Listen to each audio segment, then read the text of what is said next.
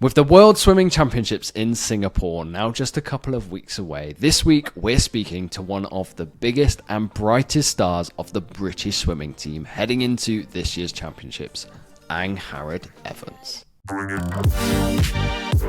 Hello everyone and welcome back to another episode of the Propulsion Swimming Podcast. Yes, like I said, on this week's episode we've got a fantastic interview for you guys with one of the biggest names on the British team sheet heading into this summer's championships, Angharad Evans. Yeah, I've been looking forward to this one. Britain has one incredible talent on its hands in Angharad Evans. We've spoken to her before on the podcast and at meets up and down the country, and she's doing so well at the moment. British record holder, of course, in the 100, fastest in the world in that event too. So I think we should just get her thoughts on how she's preparing for the Singapore World Champs, which is now just a matter of weeks away.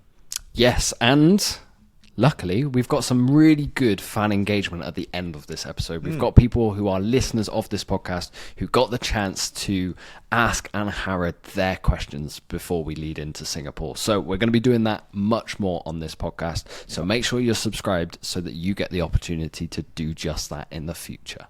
Now, before we get started on this week's episode, I do want to let you guys know that we are brought in partnership with One Flow Aquatics in Summer Bay, the newest destination for your warm weather training camps on the Red Sea in Egypt, and you can book your next training camp now following the link in the show notes of this podcast. Angharad, thank you so much for joining us again on the podcast. It's been, an unbelievable season and 18 months since we last spoke. You've had personal best after personal best, British record at trials, and there's now a new event added to your bow. And you're heading into Worlds as the current fastest swimmer in the world. So we've got lots to get through on this week's podcast. But I guess the place I'd love to start is trials this year. So it seemed from the outside that everything just clicked and went reasonably perfectly to plan in London. Was that how it felt for you? It's not how it felt, but okay. I think after looking back, that's, I guess, the process that I went through, but I didn't really realize it at the time. I think if I realized it at the time, I wouldn't have gotten the results that I did. But it is crazy because I guess the two trials that I've done since breaking through have been completely polar opposite. I just felt a lot more comfortable in the arena this year. But I just trusted the training that I did, and I think my mental game was a lot stronger than it was last year. I had a lot of self-pressure to make the Olympics, and I don't know if it's just because it wasn't an Olympic year or just because I have more experience in the sport now, but I enjoyed racing. I can't really say the same for last year. I think I was just so caught up in the nerves, but now I had such a fun time racing, and I think with the enjoyment of racing came the good times and the PBs. Yeah, I was going to say, I've seen you a little bit around poolsides this past season, and you feel a lot more comfortable on a poolside. It does look like you're enjoying the attention a tiny bit more, and it's not that the attention's like a bad thing anymore, if that makes sense. Yeah, I think last year I just felt a bit undeserving. Not that I think I should have all the attention now, just I was so new to being on, if I saw myself on Instagram or anything like that, posted, it just didn't really feel real yet. I think just because last year was just a snowball of events happening at the start of the year. I didn't even dream of going to the Olympics, to, January being a far shot for me in my mind, and then making the team. So I think it took me a bit of time to get used to the cameras and interviews and stuff like that, but no, I'm thriving in it now. Yeah, well, we thought that week went pretty nigh on, not perfect, but it went very, very well. And as fans, we were hoping, or expecting that a British record would go down, which it did in the 100, of course. So when you're standing behind the blocks for that final of the 100, what's going through your mind? It helped that I made the team in the 200. I didn't have that last year, because I told myself, no matter what happens here, I'm on the team. To say worst comes to worst, and it was like last year and I just got the FINA A, I could be on the team. I don't know if that's the right mindset to have, but it just allowed me to open the door of just having fun with it. And I think in Olympic trials, I stood behind the block and I was like, this is the deciding moment, whether I make the Olympics, whether I don't, and if I don't, I have to wait another 4 years. But I just felt really comfortable with it, just because like I'm used to racing Cara and those girls now. It feels almost like home. Like I raced them in Edinburgh all of last year, so it just felt a lot more familiar to me. But no, I really enjoyed it. How does that mindset then shift to an international meet? Because you've got the experience of going from a trials to the Olympic Games. So how does that prepare you going a second time around now on to Worlds this summer? I have a little bit more experience under my belt now. I do think World Short Course actually has been the most helpful meet for me, because the Olympics is the pinnacle of the sport, and going from that to World Short Course was very different. I focused obviously just on the 100 at the Olympics, and then we had the heat of the relay. But after that, I just felt like my experience wasn't cut short, but I just had more. I wanted to race more. And at World Short Course, it was completely different. I had the 100, the 200, the 50, 2 relays. It was like a packed out schedule. And I think that's actually prepared me more for Worlds than the Olympics did. I think Olympics did in terms of mindset, like racing against the top in the world. Because there was a few of the girls that weren't there at World Short Course. But I feel a lot more comfortable going into Worlds, having raced an insane amount of races before, because you just don't really get that apart from Bucks, and that's over like 3 days. But Charles has a nice schedule. I had the 200, I had a few days off, holiday mode, and then I had the 100. So I think those 2 meets have really helped me mentally and physically to set me up well for Worlds. So has it almost been an accident that you've now suddenly become quite good at the 200 because you just raced so much short course? It's an accident to the extent. I wanted definitely to focus on it. After just racing the 100 at the Olympics, as I said, I thought I had more racing in me. So I did want to focus more on the 200. And I think my aim was to be 224 or 223 high by trials. That's kind of where I wanted to be to get the time. And then when I went 222 at Bucks, I was like, hold up, there could be a event here. But it's definitely nice to have a second event and not just fully ride on the 100. I think the 100 is naturally more my strength, but the 200 is definitely getting up there, and it's exciting to see. And focus on that in training and see where that goes. Are you putting much expectation on the 200, like heading into Worlds, or are you still the 100 is the goal? No, I wouldn't say there's any expectation, actually. I'm kind of just happy to be there. That's the mindset that I had at World Short Course. Like, I understood it was a fast field and I had to go basically all out in the heats to make the final. But I'm excited to... I guess that in my mind, I'm kind of separating my excitement to the 2 events. Like, I'm not just solely focused on the 100 and see what happens in the 2.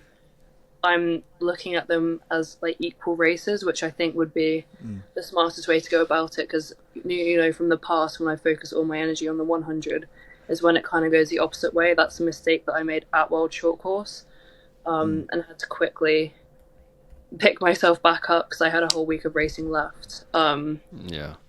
So I would say pretty equal. I mean, if we go back to the 100 really quickly, you have, when you spoke to us after that 100 breaststroke race, you've then sort of given yourself the aim of trying to go a 64 in the very near future. That's kind of putting quite a bit of pressure on you, and that time puts you among the best in history. Have you come up with some sort of race plan to potentially make that become reality in the future? I think being more comfortable in my race plan. My front end 50, we have been trying to work on the speed because it's basically the same every time. And if you see the times that other girls are going, another like 105.3, usually they're out quite a bit quicker than me. So part of that will be from dive. We've been continuing the dive work, the underwater work. But speed just it isn't there for me when I'm not rested. I think that's with most swimmers anyways. But I think the front end speed long term is something to work on. Because my back end 50 is usually my stronger part. But yeah, I guess no, that's my where the skills. 200 comes in as well. Yeah, the 200 has been really helpful with that back end 50. But yeah, no, I think my skills is what separates me most from the top in the world in terms of them being better than me. And that's where the most room to improve on is. You kind of said the same thing last time we spoke to you, like all of the camera work that was going on with your dive. They have improved a bit. I'm on the right track, but there's still a lot of room to improve, which is exciting. Anything. Now we've got we put out a post on Instagram. We've got loads of questions from the public that we'll litter a few of them in this podcast, and then we'll have a section at the end. But the first one that came in was like, how does your stroke change between the 50, the 100, and the 200? What do you do technically different between the three of them? So that's something I've been working a lot on this season. For the 200, it's a lot more DPS. Hitting the line is what Brad says. But you have to keep your stroke rate up enough where your hips don't drop. I've done it before where I'm stretching out too much and I'm just so low in the water that it's just not efficient. And then in the 100, that's kind of similar to my 50 pace, I'd say, which isn't the norm. No, not really. But it's still, I guess, in the grand scheme of things, quite a low stroke rate compared to other swimmers. But yeah, I would just say 200. I just stretch out as much as I can, just be as efficient as I can, be in streamline as much as I can. And for the 100, it's just that, but I guess times 2. So how do you work on stroke rate, for example, then, if that's something you're sort of, let's say, lacking, for example? So you've got a good distance per stroke, but how do you then increase the stroke rates in training? So we just did a set last week, actually, where it was back end 50s, because I've been struggling to get that stroke rate up recently, I think just with fatigue. So I'm starting off not like max, but just below, and there still has to be, it was 50s, and there still has to be that lift from start to finish in stroke rate, and it is very minimal because I start off quite high to get the power through. But I think just verbally hearing Brad say the stroke rate is teaching my brain to know what it feels like, if that makes sense, because that's something I didn't really know last year. I wasn't experienced enough, so Brad would be like, okay, like when you see the white T, pick up your rate, like go a bit faster, and now it's getting a bit more technical for me. So I think just awareness with, I guess, Brad verbally telling me what the stroke rate is, and just sets like that where it's not maxed, because I guess that would be more 50 training, but it's kind of just sitting below it where you can hold it for a bit longer, which is useful for the 100. I know Brad is going to come into this question quite a bit, but over the last, we've already said like 18 months, the improvements haven't slowed down.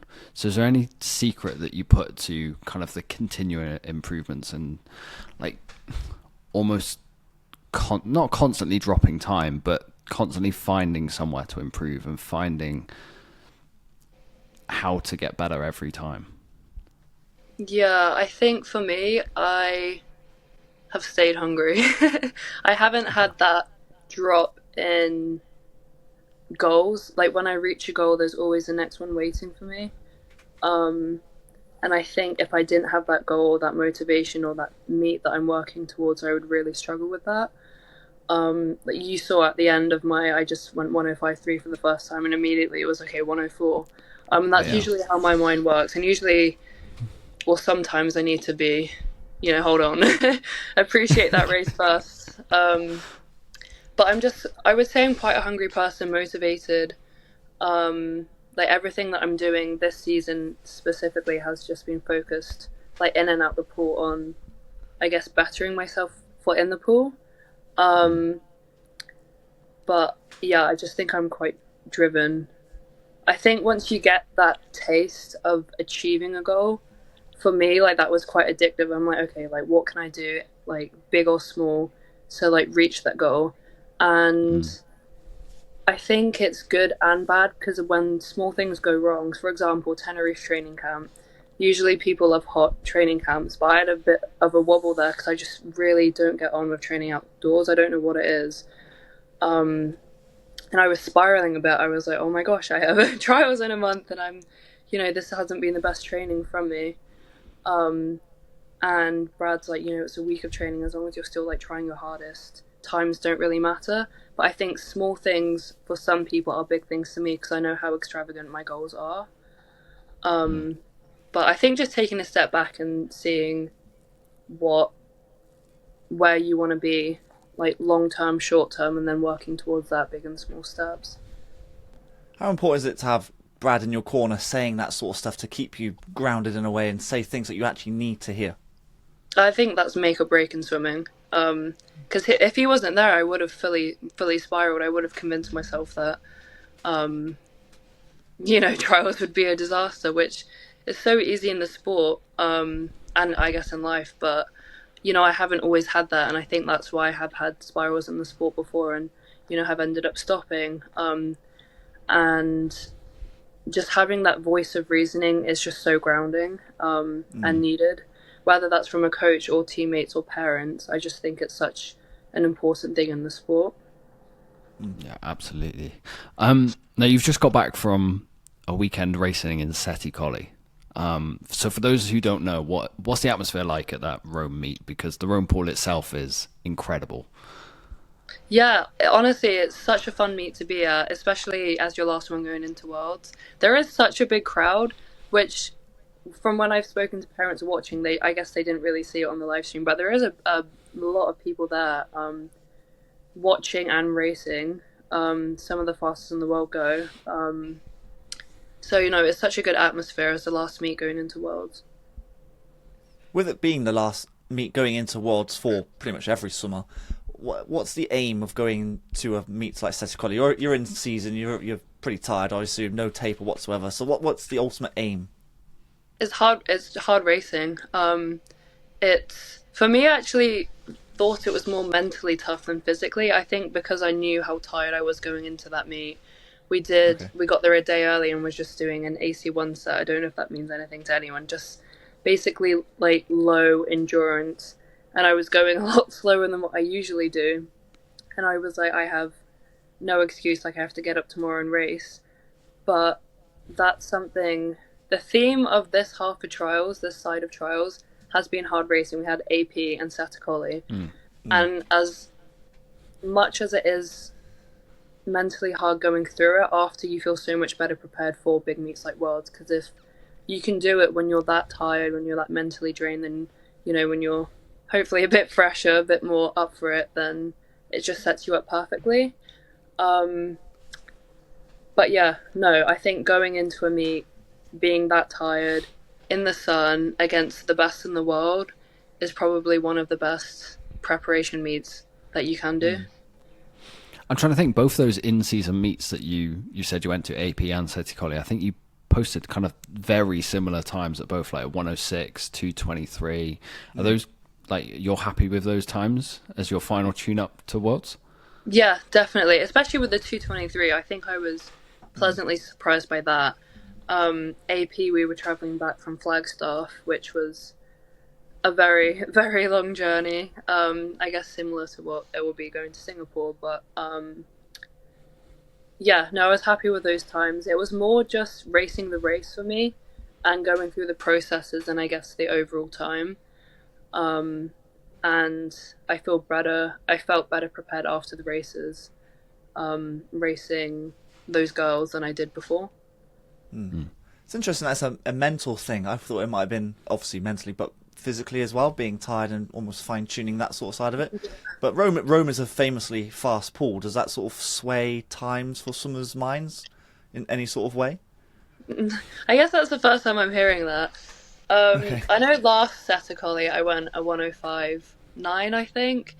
And when I first finished the one breast this year, I was like, oh, it's a bit slower than last year. But I guess you can't really compare times each year. Like I was a lot more tired going into this meet than I was last year, as fast as the pool was. I actually got told before trials that London's a slow pool. I was like, oh, well, that explains trials last year. I think if I let that get to me, or let you hear it's a fast pool, it's a slow pool, then it will get to you. Yeah. So I just try and stay out of that. I was going to say the only thing I hear about is the bouncy booms when it gets to Sheffield and Ponsford and Short fast times at Bucks. But yeah, that's about it. I guess that's a good thing, though. You bounce right off. And... Yeah, exactly.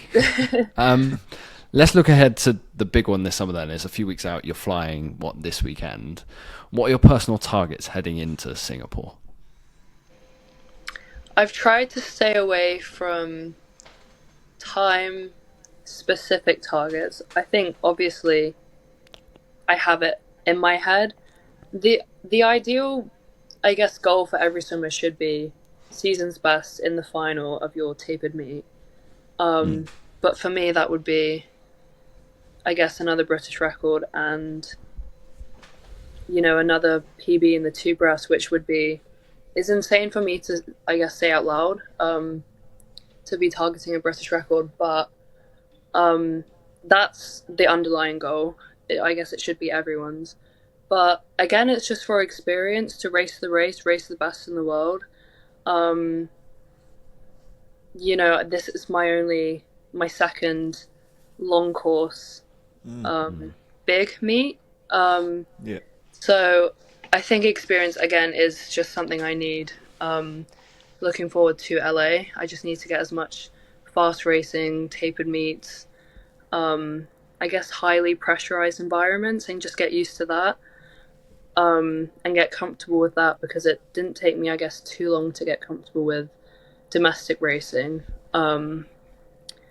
So I guess we'll see. It is exciting going in fastest, but I obviously know that other girls have been 104 before, and sure. I know they go out a lot faster than me, so it'll be interesting to see if I can stay disciplined on that first 50 rather than let myself go out too fast, which is what I did at the Olympics. So no added pressure then being the fastest going in, just because there are girls out there that have gone 64. Yeah, exactly. I see that and I'm like, well, PB wise, that it would be a different ranking. And I think some of the girls sort of knew they would be on the team, so they wouldn't have fully tapered. But I think for me, I went pretty all in at trials. But again, I guess what bodes well for me was trials was in April. We've had a good block of training since then, so it will be exciting. It'll be a dogfight, but I'm up for it. I mean, the progression's been amazing. Like you just said, this is only your second major long course international meet, and yet now the first one being the Olympics was kind of the pinnacle, and then the second time around you're going in as fast as swimmer. Things are going in the right direction, I think, both for the 100 and 200. Yeah, definitely. It's exciting. I'm excited to race rather than worried and scared, which is what I was last year. I just didn't really know what to expect, and I remember walking on poolside and just seeing that many seats. They were empty for training, but seeing that many seats, that was massive. Yeah, and even World Short Course, I was like, oh my gosh, this is different than Winter Nationals in Scotland. So just a little bit. Yeah. Now, Dan, if you are a swimmer unlike Angharad Evans and you like training in warm weather environments, then our podcast partner, One Flow Aquatics, is the answer for you. They've got a new training destination perfect for warm weather training camps in Summer Bay, Egypt. It's by the Red Sea, and there's every facility that you can ever dream of when you're going for a warm weather training camp. A 50-meter Olympic outdoor pool, a 25-meter outdoor pool, 2 outdoor gyms, 1 indoor gym, power towers, and then there's all of the other experiences that come along with it. A brand new Cactus Hotel, beach resorts in the White Beach, the marina, which has so many, it has local shops, local restaurants, of which Dan, yes, if you're playing a drinking game along to this ad read, Dan loves the food every time we go to the restaurants in the marina. But there's so much more. There's go-karts, there's paintball, you can go snorkeling in the coral reefs. We love it every time we go out to Summer Bay, and clubs can do exactly that now. Yeah, I can't believe Angharad doesn't like training outside. That baffles me. Is that the shock of this podcast so far? She's just said that, yeah. Because I would love to have trained outside. Obviously, we've been in many training camps. I've been to Malta and Barcelona, etc., etc. I've been outside. But this, I have to say, I wish I was still swimming, because I would be loving going to training camps in Summer Bay. A lot of our British swimmers, a lot of our British swimmers have been out there to train, and they look like they've absolutely had the time, or the best time, with not just the training but the food and the etceteras. I think they did go-karting, they absolutely loved it. Golf, of course, yes. So there's plenty of other things outside of training, but the training facilities are, I think, some of the best out there. Yes, so if you want to book your next training camp to Summer Bay, you can do so now by following the link in the show notes of this podcast, which takes you over to Sports Abroad.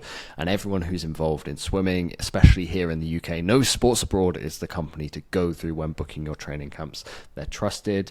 They know what they're doing. Me and Dan have been on Sports Abroad training camps. They've been around for a long time. If we have been on a Sports Abroad training camp, I can tell you that now. But before we end this podcast, I do want to hear what Angharad Evans has to say from our public questions. So let's jump straight back into those. As excited as we are, we've got some fan questions, and they're even more excited for what you can do this summer. But they also looked for the other members of the team. So I'm going to start with a question that says, which of the current swimmers, British or otherwise, really excite and inspire you when you watch them race? So there's obvious ones that comes to mind, like Summer McIntosh and Gretchen Walsh, and those sort of swimmers where you think they've reached their peak and they just keep going. But for me, it's obviously I'm more invested in the breaststroke, so I'm excited to watch the breaststroke girls and see what they can do. I'm trying to think if there's like a specific swimmer that I wouldn't say so. I think when you're in that environment, you're just there for the fast racing. Like you can't really rule anyone out because there's been wins from lane 8 before. So I'm excited for the head-to-heads and I guess the unexpected races. I wouldn't really say I have anyone specifically. I guess just the meet in general. Now, there's another British swimmer who's kind of had the same progress as you recently, in Ollie Morgan. He's been dropping times left, right, and centre, constantly been improving. So, what are your thoughts on what Ollie could do this summer? No pressure for him, but I would fully expect a British record because he's very good at swimming fast at the meets that he's supposed to, and not supposed to, but like you can't. Box, for example, yeah, that's exactly what I was thinking. That is an exciting race, and I hope he's on form for the mixed medley relay for my sake. But no, I mean that is very exciting for him. I think everyone's excited to see what he can do after trials and that one backstroke. He was very similar to you in the interview after the 100, because he said, obviously went 52.1, didn't he? So he's like, well, the next target is obviously sub 52. So it's very similar. You've got the same sort of mindset, it appears. I see anyway. that. I do see a 51. If anyone's going to pull a worldie swim out the bag, it will be Ollie. I think he's definitely one to, like, if I had to pick one swimmer to watch from the British team this summer, it would be him for me. Nice. Yeah, we agree. Yeah. What's your biggest lesson that you've learned as you've become a more senior, experienced swimmer? I think too much focus isn't always right. Isn't always like beneficial, which stems from my trials last year. I think I was too focused, too in my head. Not saying that I'm not focused now, but I just think before my race, like before the 200, I just kind of took a step back and I was like, I've done everything that I can. There's no point in like getting in my head again and focusing on all these small things. Sometimes you do just need to take a step back. And what will be, will be. A case of sort of relaxing in a sort of way and just almost, I think Matt Richards has said behind the blocks, like it's all about just looking good. He kind of, in a way, forgets about the race. It's just about looking good behind the blocks, and then when you're on the blocks, then it's obviously you've got a couple of seconds before you're in. Something I like that. I think look good, feel good, race good. But no, like mindset, I think obviously do as much as you can do in training to the point where you can stand behind that block and you're like, I've done everything and more that I can for this, so let's just have fun with it and see what I can do. And if not, then it's, back to the drawing boards, and the world doesn't end there. Yeah. Now, talking of behind the blocks, we've got a great question, I think, from your mum. Do you have any pre-race rituals? I don't know why she asked me this, because I don't. Music is, I think I've spoken about this before, is like how I channel my energy nerves. In terms of rituals, I'm a slapper. I slap myself before my race. Not everyone does that. I like to sit on the chair for a minute whilst everyone's kind of stood up, and I just kind of take a minute. I guess. Is there any physical benefit of all the slapping, or is that just a ritual basically? Well, I don't prime. I know people do like med ball slams and press ups and stuff like that. I've never done that. It's just never worked for me, and I think that's my version of it. I think it gets my muscles ready, but I think I'm like too deep now in to stop. I think it would feel like something's missing if I just stopped slapping myself. So Kieran Bird's a massive one for that. I know. I was literally about to bring his name up. Yeah, his chest is red after. Yeah. If I'm tired, I will go to the face laughing as well. But that's that. end of bucks is when that one comes out. Yeah. What's the music you listen to? So I would say for 100, it's more rap. Future, Drake, Eminem, that sort of rap, hip hop. And then I would say for the 200, it's actually more laid back pop or country, something more like country. Okay. Yeah.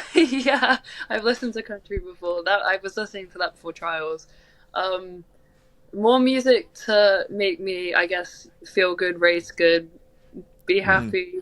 Ignore the fact that you're about to do 200 meters breaststroke. But yeah, it is weird how like the distance depends on what music I listen to. And then 50s, I haven't really raced those too much this season, but I guess that would be just pure rap, pure angry music. Another question: when your race is done, what's your favourite post-meet meal? Oh, it will be a Shake Shack burger. That's why I love racing in London. London's good for you then. I absolutely love racing in London. Yeah, it would have to be like a burger of some sort, like Mackey's or Shake Shack. But is that with a milkshake as well? I'm assuming. I'm not a sweet person. I would go Diet Coke. Oh, yeah. Okay. Yeah, I'm so much more of a savoury person. I would get rid of dessert and just have like halloumi fries or something. Oh, fair enough. Wow. Final question from the public, and I think this is a really good one, and it's kind of a deep one to end. But if you could say one thing to your coaches, like previously along your journey, what would it be? I